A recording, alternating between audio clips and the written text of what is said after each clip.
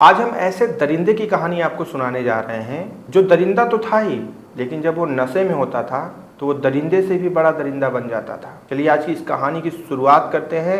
थोड़ा सा वक्त निकाल के इस कहानी को सुनिएगा। सच्ची घटना पर आधारित कहानी है, लेकिन इसमें हमने नाम परिवर्तित कर दिए हैं ताकि परिवार को किसी भी तरह की आलोचनाओं का सामना ना करना पड़े। नमस्कार दोस्तों, मेरा नाम है जीआरडी और आप देख रहे हैं 8 PM विद जीआरडी। हर शनिवार, रविवार और सोमवार रात्रि 8 बजे एक सच्ची घटना पर आधारित कहानी हम आपके सामने लेकर हाजिर होते हैं। चलिए इस कहानी की शुरुआत करते हैं। ये कहानी है चित्तौड़गढ़ की। वहाँ पे एक रमेश नाम का शख्स रहता है। स्वभाव से तो हर इंसान उसे बोलता है कि ये चरित्र से अच्छा नहीं है, स्वभाव से भी अच्छा नहीं है, हमेशा नशे में रहता है, नशीली चीज़ों का इस्तेमाल करता है।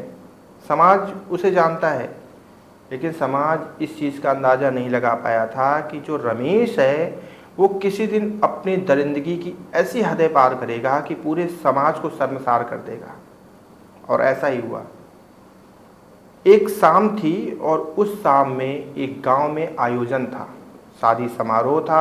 और उस शादी समारोह में बहुत ढेर सारे लोग आए थे और उन ढेर सारे लोगों में एक 2.5 साल की गुड़िया भी थी, अपनी माँ के साथ पहुंची थी। और उस पूरे आयोजन में जो चकाचौंध थी, बत्तियाँ थी, लाइट थी, साउंड थे, डांस थे, सारी चीज़ों को देख के ना वो बड़े ही मन में प्रसन्नता महसूस कर रही थी। अगर उसे भूख भी लगी थी तो वो खुश थी इस बात को लेके कि उसे बहुत अच्छी अच्छी चीज़ें देखने को मिल रही हैं। लेकिन उस 2.5 साल की गुड़िया को ये नहीं पता था कि अगले कुछ घंटों बाद, कुछ क्षणों बाद, कुछ समय बाद उस बिटिया के साथ ऐसा होने वाला है कि वो फिर शायद समाज के सामने कभी नहीं आ पाएगी। उसी समारोह में एक शख्स उपस्थित होता है जिसका नाम मैंने शुरुआत में लिया, वो था रमेश। और आजकल शादी में एक ट्रेंड है कि ज़्यादातर लोग शराब पीकर जाते हैं क्योंकि उनको डांस करना होता है। वो ये सोच कर जाते हैं कि शादी में जाएंगे, अगर डांस करना है तो यार नशा तो होना चाहिए। ऐसा आजकल के नव युवकों की एक पसंद बन चुका है। और रमेश तो पुराना शराबी था, वो नशे में चूर था। और जब उस समारोह में पहुंचा तो उस समारोह में जाते ही उसके अंदर का हैवान जागृत होने लगा। उसके अंदर की जो दरिंदगी है वो बाहर आने लगी, उसकी जो हवस है ना वो उठने लगी। और ऐसा होने के बाद उसने चारों तरफ अपनी निगाहें दौड़ाईं।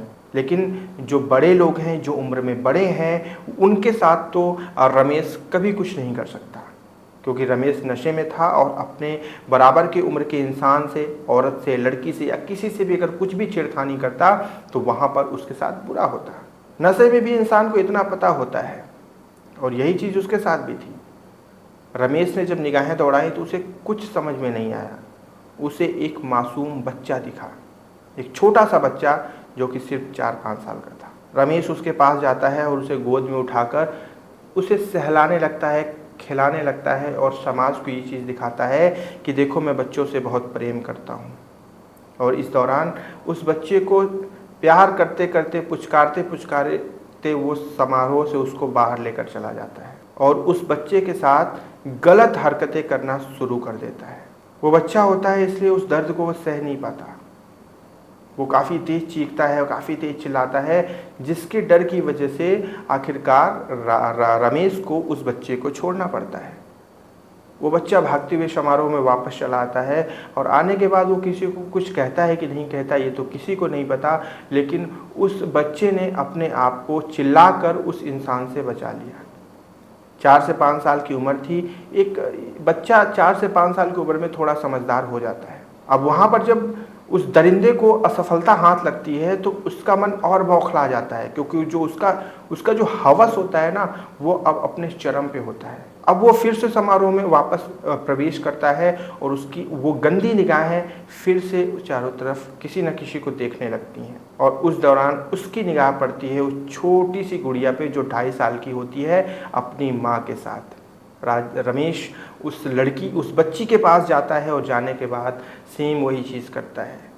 उसे उठाता है, गोद में खिलाता है, उसे पुचकारता है और इस दौरान पुचकारते पुचकारते उसे भी उस समारोह से बाहर लेकर चला जाता है। और रमेश को लगता है कि इस बार उसे निराशा हाथ नहीं लगनी चाहिए। इस बार वो दरिंदगी की सारी हदें पार कर ही लेगा, क्योंकि वो नशे में था, उसे कुछ नहीं समझ में आ रहा था। और उस 2.5 साल की मासूम को वो उस समारोह से थोड़ी दूर पे ले जाकर उसके साथ दरिंदगी करता है।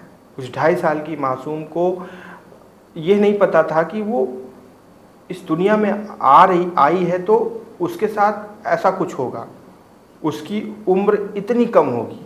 क्या ऊपर वाले ने सिर्फ इसलिए उसको भेजा था कि तुम जाओगी और असहनीय दर्द सहोगी और इसके बाद फिर वापस मृत्युलोक में पहुंच जाओगी।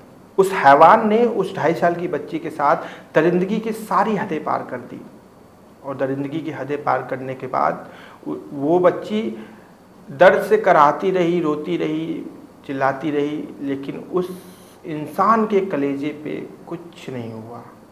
उसे सिर्फ अपनी हवस मिटानी थी और उसने अपनी हवस मिटाई, और मिटाने के बाद उसे लगा कि अब इसको क्या करना चाहिए। उसने उस बच्ची को, 2.5 साल की बच्ची को पास के कुएं में फेंक दिया और फेंक कर वहाँ से फरार हो गया। इधर समारोह में हड़कंप मच गया कि वो बच्ची गई कहाँ। पुलिस आई, पुलिस ने चारों तरफ तफ्तीश करी, खोजबीन करी, तो पास के जब कुएं में देखा गया तो उस वक्त उस कुएं में उस 2.5 साल की बच्ची का शव तैर रहा था, क्योंकि वो मर चुकी थी। फिर उसे बाहर निकाला गया, उसका मेडिकल करवाया गया, सारी चीज़ें समझ में आ गई सबको, और तत्पश्चात उस इंसान को गिरफ्तार किया गया। और गिरफ्तार करने के बाद फिर उसे कोर्ट ले जाया गया, सारी चीज़ें करी गई। यहाँ पे सारी चीज़ें स्पष्ट थी और कोर्ट ने उसे उम्र कैद की सज़ा सुना दी। यहाँ पर थोड़ी सी राहत देने वाली बात है, लेकिन ऐसे महादानव हमारे समाज में जगह जगह पे उपस्थित हैं, और इनकी चीज़ों को उत्प्रेरित करने वाली जो चीज़ है ना, वो है नशा। क्योंकि जब कोई इंसान नशे में आ जाता है ना, तो वो उसका आधा दिमाग उसके वश में नहीं होता है, और ऐसा ही यहाँ पे हुआ। खैर, इसमें किसकी गलती बोली जाए? क्या उस माँ की गलती जो उस 2.5 साल की अपनी बच्ची को ऐसे भी ना संभाल पाई कि उसकी बच्ची उस समारोह से बाहर चली गई, वो शख्स उसको लेकर चला गया? उस शख्स के साथ क्या उम्र कैद की सज़ा पर्याप्त थी? क्या उसे फांसी नहीं मिलनी चाहिए थी? जवाब दीजिएगा इन सारे सवालों का। मैं मिलूंगा अगली वीडियो में, एक नई सच्ची घटना आपके सामने लेकर आऊँगा। उस चैनल को जरूर सब्सक्राइब कर लीजिएगा और अपना ध्यान रखिएगा। जय हिंद।